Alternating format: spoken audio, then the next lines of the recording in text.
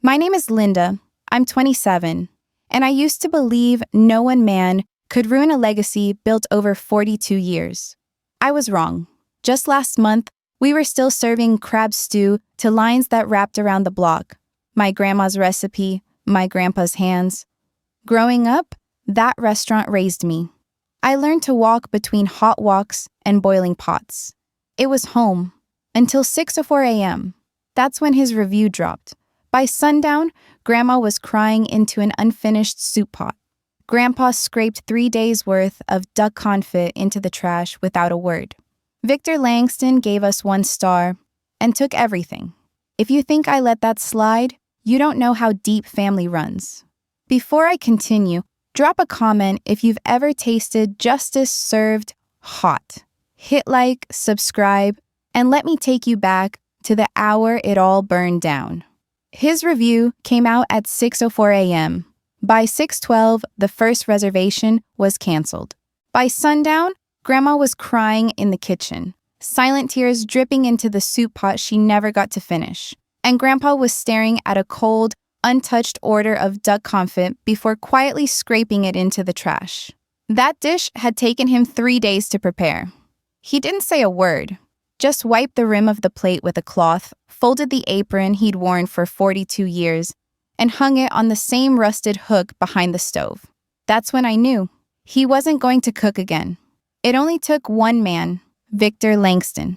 One man with a gold-plated palate and a keyboard soaked in poison. He walked into our restaurant unannounced, stayed barely an hour, and left a review that felt more like a public execution than a critique. He gave us 1 star, called our decor a sad nod to nostalgia, and described Grandma's signature crab stew as culinary taxidermy. He even accused us of poor sanitation, said the floor creaked like it was trying to warn him away, that the air smelled like retirement.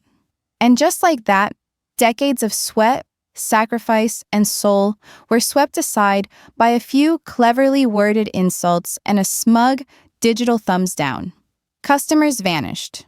Tourists who once lined up for our grilled turmeric fish stopped calling. Local regulars, those we'd fed through holidays and hurricanes, disappeared like we'd suddenly become contagious. Within 72 hours, we had more empty chairs than full ones. Within a week, we couldn't afford to turn on the lights during lunch service. And just like that, the Hearth, the restaurant that anchored our community, that helped send me to culinary school, that had framed photos of babies who were now parents themselves, died. I remember staring at that review, rereading each word as if maybe, just maybe, I'd misunderstood. But no, it was deliberate, targeted, and I couldn't prove it yet. What I do remember clearly was the way my grandmother's hands trembled when she unplugged her rice cooker for the last time, and the way my grandfather stood at the doorway that final night whispering, 42 years? For this? They didn't just kill a restaurant, they killed a legacy. But I wasn't finished. The day they took down the sign was the day something in my grandparents went quiet. The hand-painted wood, faded by sun and years of steam and smoke, was gently unhooked by 2 men in uniforms who said nothing, who wouldn't even look my grandfather in the eye. He just stood there, a dish rag still slung over his shoulder, like he might run back inside and start another batch of broth. My grandmother clutched the edge of her apron so tightly, her knuckles went white. The sign landed in the back of a truck with a soft thud, but it felt like a door slamming shut. For 42 years, the Hearth was more than just a restaurant. It was a haven, a place where love was measured in bowls and minutes were timed to the beat of ladles against woks. Now, it was just gone. Our neighbors stood across the street, watching from behind half-closed blinds. Some looked sad, a few even mouthed, "Sorry," but no one stepped forward.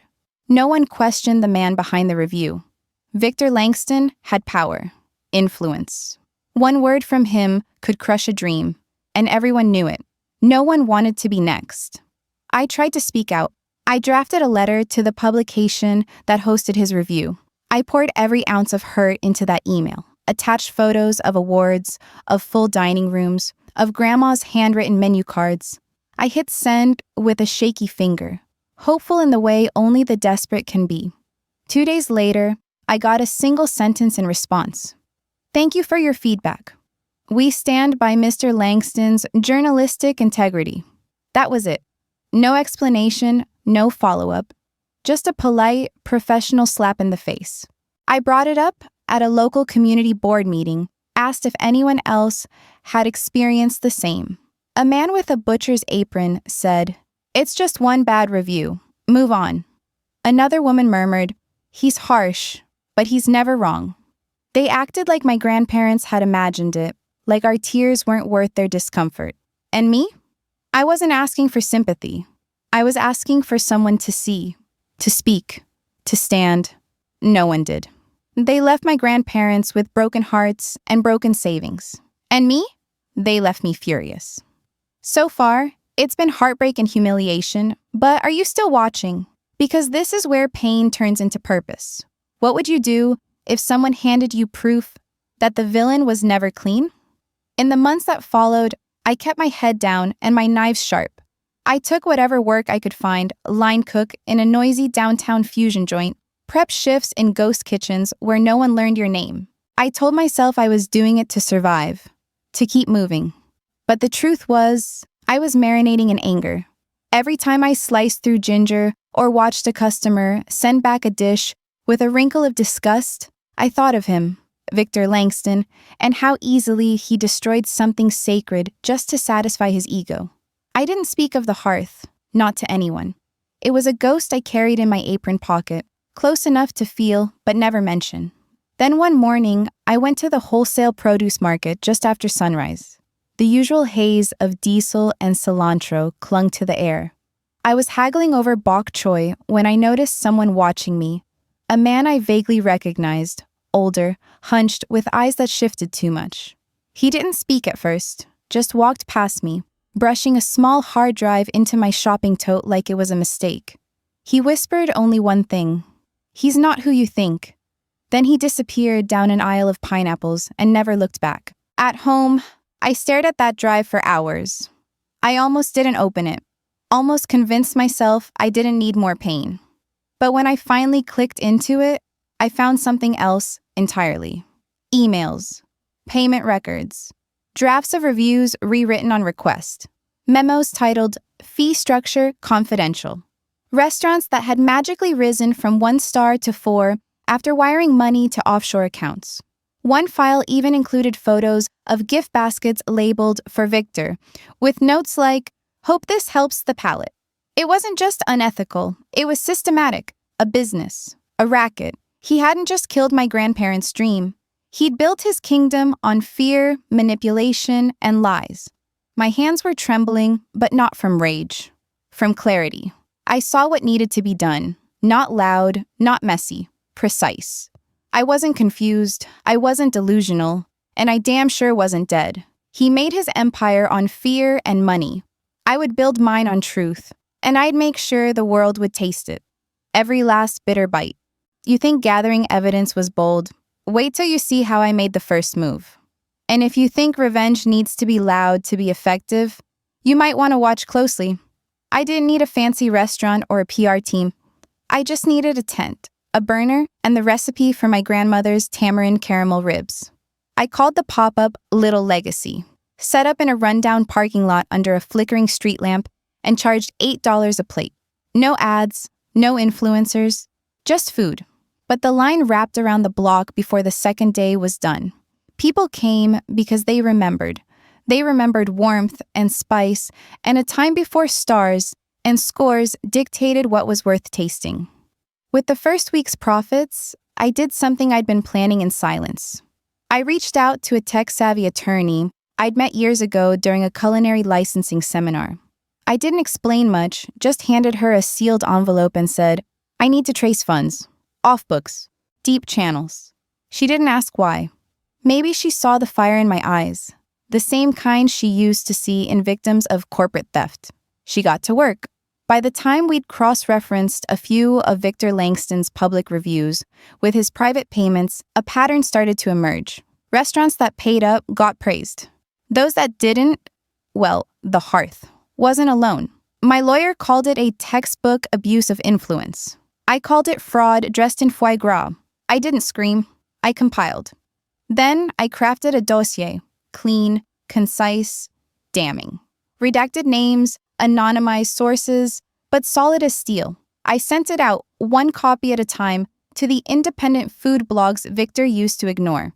No headlines, no threats, just a single subject line, "The untouchable king of bribery?" It didn't take long. The first article hit on a Tuesday. By Thursday, there were 10.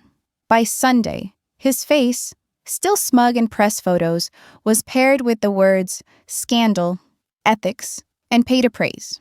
I heard from someone in media circles that Victor had gone pale during a brunch interview, that he left mid-sentence muttering, "Someone's playing dirty." No, Victor, I wasn't playing. I was preparing. And no, I didn't want to go petty. I wanted to go biblical. All right, you've seen the spark. But what happens when the fire spreads? Keep watching. Because the empire he built with lies is about to start crumbling, one exposed truth at a time. It started like a whisper, a small ripple in a glass of still water. But it didn't stay small for long. At a private tasting event in Midtown, where Victor Langston was meant to preview the launch menu for an exclusive new rooftop venue, a freelance reporter raised her hand during the Q&A. Her question was simple, almost innocent in tone. "Mr. Langston, would you care to comment on the alleged consulting fees tied to your reviews of Louvina and Forage District?" The room froze. Forks hovered midair. Chefs exchanged wary glances. Victor's smile flickered, then snapped back into place with a twitch too tight to ignore. "I'm afraid I don't respond to conspiracy theories," he said, brushing invisible lint from his lapel. But the seed had been planted, and cameras were rolling. 2 days later, a major hotel group quietly withdrew from its contract to host the launch of Victor's upcoming cookbook. No press release. Just a sudden email citing reputational risk. He tried to pivot, called it a scheduling conflict, but his voice cracked on air when a radio host pressed too hard. He deflected with charm, but his hands wouldn't stop adjusting his cufflinks. Then came the leak from inside his own circle. Someone anonymous, but unmistakably close. Screenshots, memos, a decades-old audio file of Victor negotiating the removal of a bad review in exchange for a rare bottle of cognac and a kitchen renovation. Days later, a restaurateur once seen beaming beside him at a James Beard gala posted a thread on social media. He told me, and I quote, "Stars are for sale if you know how to bid." The thread ended with, "I stayed quiet for too long. No more." And then, like a cleaver through silence, a video dropped. Grainy but effective. A compilation of timelines, cross-referenced invoices, voice clips, and headline overlays.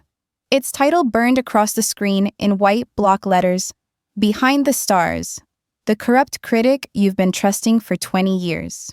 Within hours, it went viral. I watched him live on a morning show the next day. His tie was crooked. His eyes darted like he was searching for a lifeline off camera. The host asked about the video. He blinked twice, then looked straight into the lens. His lips parted, then closed again. And just like that, Victor Langston, the man who made or broke reputations with a single sentence, went silent. Think his downfall was satisfying? Just wait, because what comes next isn't just revenge, it's poetry, plated and served where it all began. Don't blink. I didn't want revenge served cold.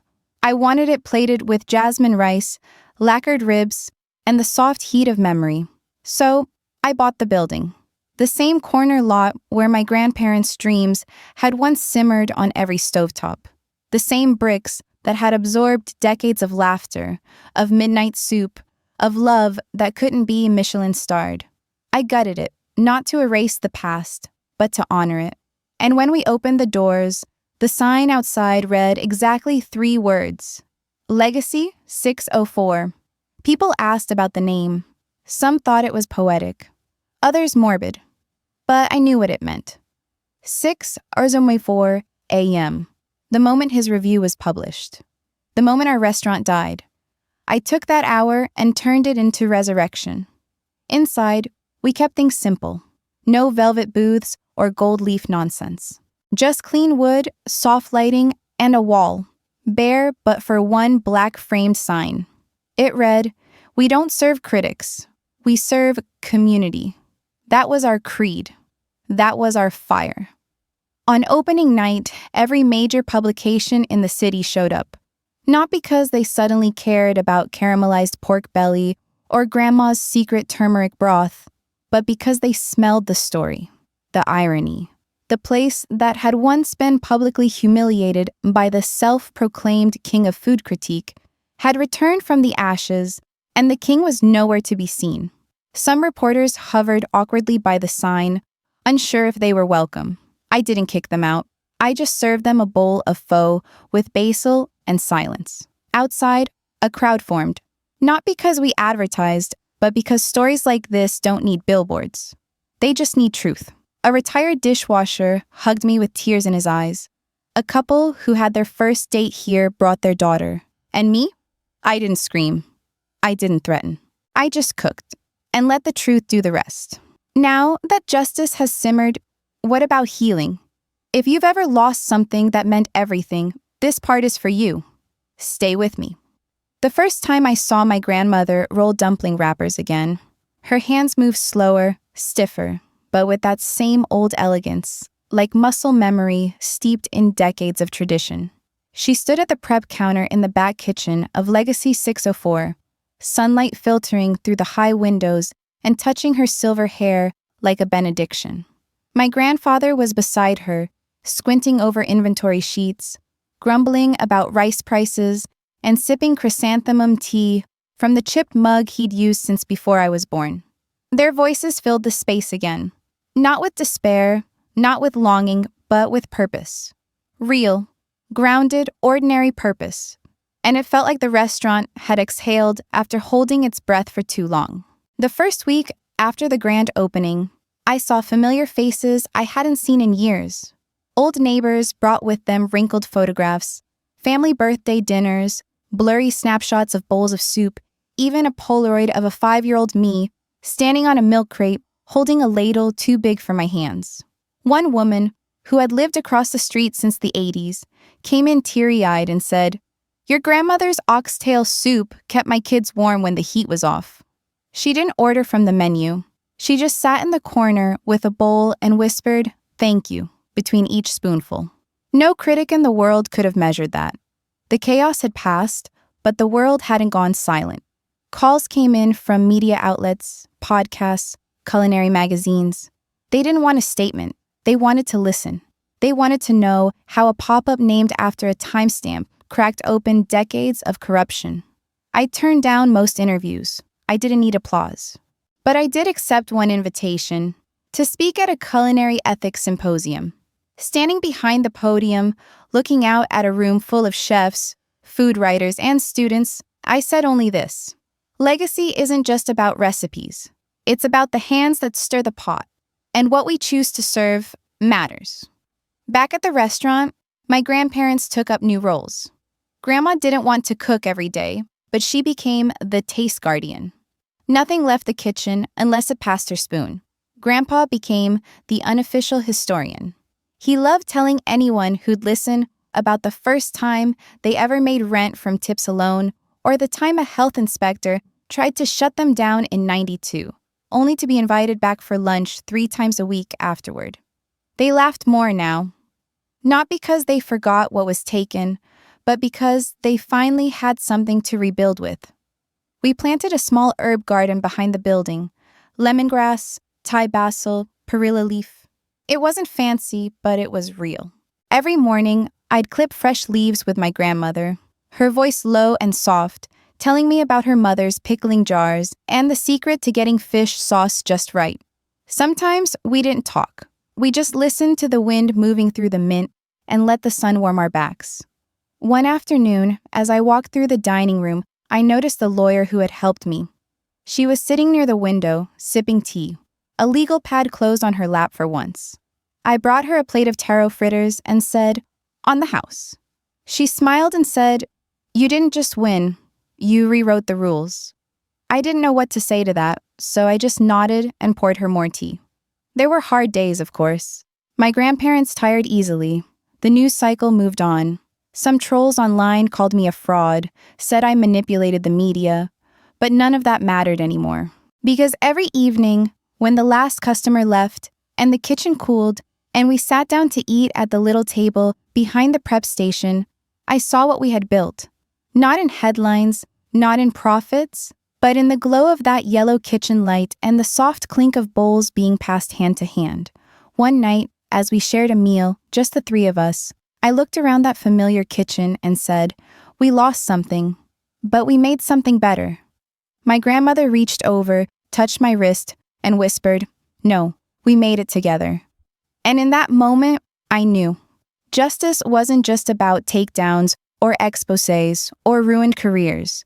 It was about reclaiming the spaces that grief had emptied. It was about building something honest in a world full of noise. And sometimes it was just a quiet dinner at the end of a long day, surrounded by the people who had always believed in you, even when the world didn't. You've seen my family rebuild. But what about him? Curious what happens when silence becomes someone's punishment. You won't want to miss this next part. The man who once dictated the fate of restaurants with a single smirk now lived in a dimly lit apartment above a laundromat, tucked behind an alley that always smelled faintly of detergent and stale fryer oil. The doorman at his old building no longer greeted him. He didn't have a doorman now, just a broken buzzer and neighbors who recognized him with a mix of disdain and distant curiosity. The once pristine designer suits had vanished. These days, Victor Langston wore wrinkled shirts with yellowing collars and moved with the slouched gait of someone no longer watched, no longer feared. His phone no longer lit up with invitations or confirmations. The inbox that once overflowed with RSVPs and publicity requests was now a graveyard of unread legal summons and news alerts about his own downfall. One by one, the publications that had hung on his every word quietly removed his columns from their archives. Editorial boards issued vague apologies for past failures in journalistic integrity, never naming him directly, but leaving no doubt about the target. Publishers dropped his cookbook before it reached final print. Sponsors vanished like morning fog. The luxury lifestyle, the five-star dining, the curated image, it all collapsed, not in a dramatic firestorm, but in silence. No editor called to fire him. They simply stopped returning his calls. He tried, briefly, to claw back relevance, tweeted a passive-aggressive comment about cancel culture, attempted a low-effort podcast, even pitched a memoir. But nobody bit. His name had become radioactive. The restaurants that once feared his pen now openly mocked it. Dishes were named after him as a joke. The Langston Special, sour, overpriced, and full of itself. He stopped going out entirely. Grocery stores made him nervous. Street corners felt like public trials. And then, one ordinary Tuesday morning, he ran out of milk. He walked to the market wearing a cap pulled low and sunglasses that didn't disguise him nearly enough. The fluorescent lights inside buzzed faintly, casting harsh shadows over aisles he once would have dismissed as plebeian. He moved like a ghost, weaving through shelves, clutching a plastic basket with trembling fingers. And then he froze. I had just turned into the next aisle. I wasn't there for him. I was picking up lemongrass and ginger, same as I had 100 times before. But our eyes locked across the condiments section, mine steady, his wide and twitching, like a man who had just seen the ghost of every bad decision he ever made. He looked older, not just aged, but hollowed out. The shine in his hair had dulled. The posture that once radiated arrogance had caved in. His lips parted as if to say something, an apology, a defense, a plea. I'll never know, because he never got the words out. All I did was look at him, not with fury, not with pity, just quiet, unshaken presence. He flinched, eyes dropped, a nod that never came. He stepped back, bumped into a shelf of soy sauce bottles, mumbled something to the floor, then turned and walked the other way. Fast, almost like he was running. I didn't follow. I didn't need to. Because in that moment, I saw it clearly. I didn't have to say anything. His silence was the only review I needed. That night, I told my grandmother over dinner. She ladled soup into my bowl, thoughtful, then said, "Shame ages people faster than time ever could." And I believed her. Because the man who once spoke with the force of a gavel now lived in a world that no longer listened. No more television appearances. No more fanboys quoting his reviews. Just a faded name echoing in corners where reputations go to die. His fall wasn't loud. It was slow, creeping, suffocating. He hadn't been destroyed. He'd been unmasked, and that was worse. Now, every reflection reminded him of what he lost, and more painfully, what he had never truly built. And me?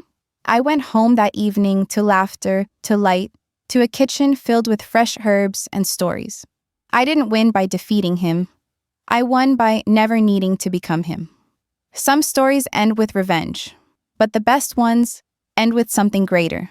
Let me show you how legacy speaks louder than revenge ever could. Legacy was never about a building, not even a recipe.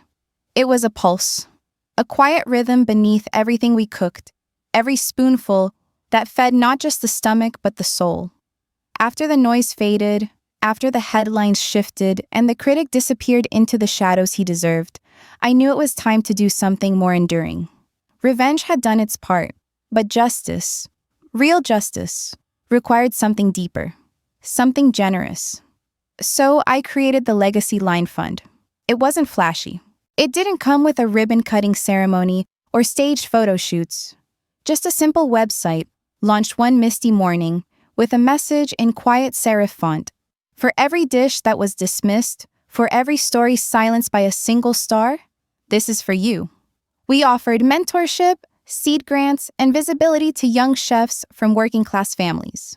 Those who didn't have PR agencies or sommeliers on call, but had magic in their hands and truth in their food. We reached out to family-owned restaurants that had been unfairly targeted, bullied by critics who wore their bias like armor and used their pens like knives. Some of those chefs hadn't cooked in months. Others had given up altogether. But when they received our call, some cried. Some simply whispered, "Thank you," and all of them returned to their stoves. I didn't seek their gratitude. I just wanted to see the light return to their kitchens, the steam rising again from pots that had once gone cold. Some people said I should write a memoir. Others pushed for a documentary. But I chose something smaller, something quieter. I sat down at the back corner of our kitchen, same spot where my grandfather used to peel shallots, and opened an old leather-bound notebook. The pages smelled like thyme. I dipped my pen and began to write, not in paragraphs, but in ingredients. One by one, ginger, garlic, fish sauce, patience, memory. The broth that carried my family through wars, relocations, heartbreaks, and now, vindication. That broth had no price. And now, it had no shame. Outside the window, the city moved with its usual chaos. But inside our little kitchen, there was peace. My grandmother was folding napkins at the counter, humming something I couldn't name. My grandfather was inspecting the herbs I'd laid out for the lunch rush. Sunlight filtered through the steam, turning everything golden. In that warmth, I wrote not to preserve the past, but to pass it forward. A young cook we'd hired, a first-generation student with calloused hands and eyes full of dreams, walked in holding a tray of fresh-cut lemongrass. He paused, unsure whether to interrupt. I nodded and smiled. "Smells right," I said. He grinned, relief washing over his face. That was the real review, the only one that mattered. In the months that followed, I spoke at panels about ethics in culinary journalism. Not because I wanted applause, but because someone had to say it out loud. Power without accountability is just a weapon, and taste without integrity leaves a bitter aftertaste. One journalist asked me if I'd ever spoken to Victor Langston again. I shook my head. Forgiveness doesn't mean inheritance, I replied. Some names don't deserve to be passed down. But legacy? That's different. Legacy is when the daughter of a truck driver opens a noodle shop with a line out the door. When a diner in a rusted-out town gets featured because their food heals, not because someone was paid to say it does. When a dish reminds someone of home, even if they've forgotten the way back. Legacy grows where ego dies. And so, I kept writing. Each recipe became a letter. Each story folded into flavor. On the last page of the notebook, I wrote a sentence I never planned to share. It was for me, for us, for the ones who had stood in silence when we were shouted over. It said, he tried to bury our legacy with one review. But he forgot, roots grow deeper in silence. That night, long after the last customer left, I stayed in the kitchen. The soup pot simmered gently behind me, its scent clinging to the air like memory. I sat by the window with a cup of tea, watching the fog roll over the rooftops, steam meeting steam. There was no applause, no curtain call, just the rhythm of something that would outlive us all. If this story meant something to you, if it stirred anything deep inside, leave me a comment below. I read every word. And if you'd like to hear more stories like this, don't forget to like, subscribe, and stay for the next chapter. The kitchen's always open.